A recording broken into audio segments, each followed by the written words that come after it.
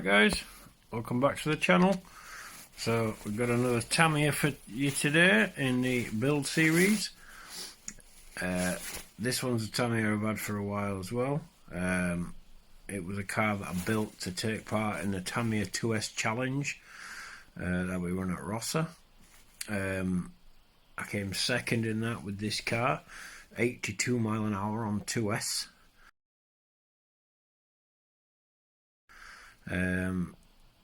Now,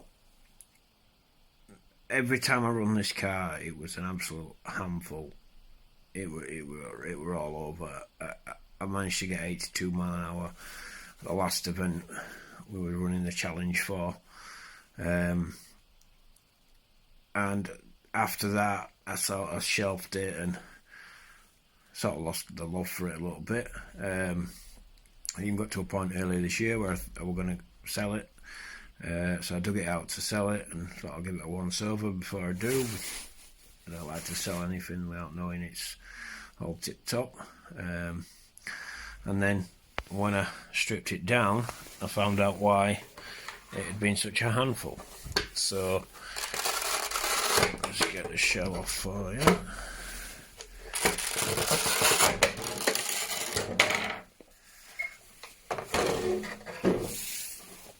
So basically, this car's a belt drive. And it's got ball diffs, front and back. And I'd basically pretty much locked one of the diffs out.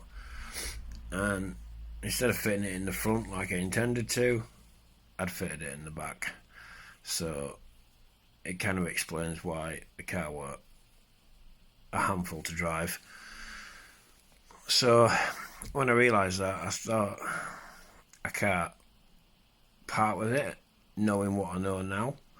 So basically, I've gone back to the setup that was in it at the TA05 challenge, which is the Sidewinder ESC, the 9000 kV Castle motor, running TA05 again, or Ripple Killer cat pack. Just a cheap 20 kg servo. So yeah, it should be interesting now. Let's see if I can get past 82 mile an hour. I believe it will. So the car, TA05, bought it off eBay, been built and used lightly, and then sold completely standard. So I bought a carbon reinforced lightweight chassis tub that I modified. Sacrilege to some people, I know, but it was a used chassis anyway. Customised the front tower to get the shocks down low to allow the Porsche body to fit, because it's got quite a sharp slope on there. Made my own top deck. Modified the rear tower to take this piece of aluminium angle to mount my own body mounts in it. I didn't want the rear poster because the height the body is at the back. The posts were quite flexible, so this way it's quite solid. I made a carbon fibre top plate for the spare carrier. Carbon fibre plate there to mount the receiver on. You can see there. So the car in itself, drivetrain, arms, everything, it's all standard TA05. Obviously uprated shocks, springs, but other than that the car is completely standard drive shafts, out drives, steering.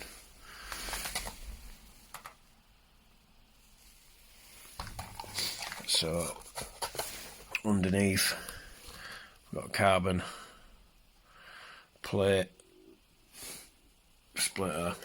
It's mounted into some of the original mounting holes at the front.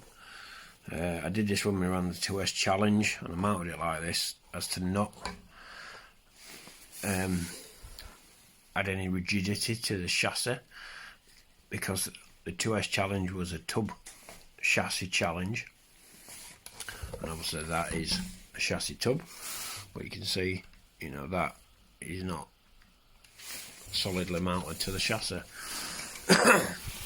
And anyway, I set the rules for this 2S challenge, so this car sort of depicted what was acceptable. So yeah, we're gonna take it to the estimate event.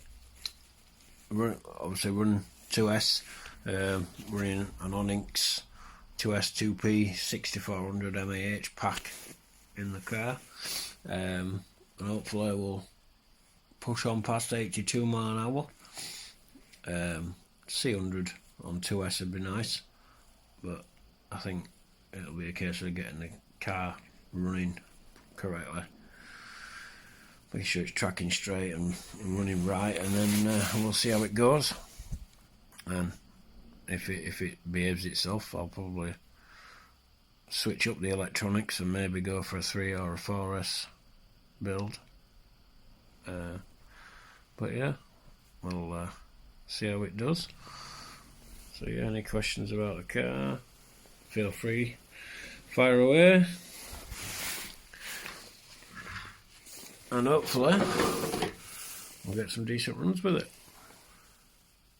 So yeah, thanks for watching as always.